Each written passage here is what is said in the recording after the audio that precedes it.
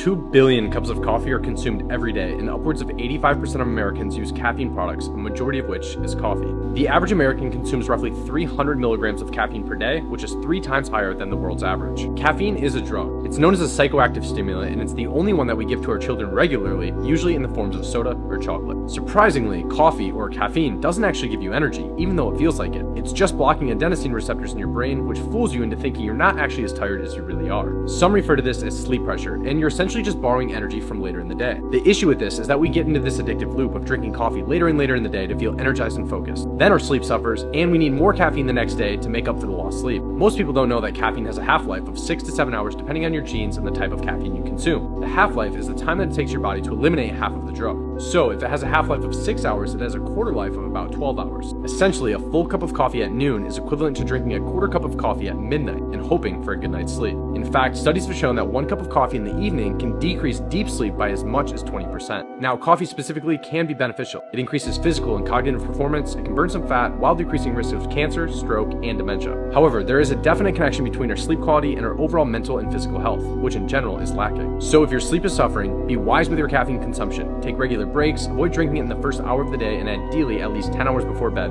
for a good night's sleep.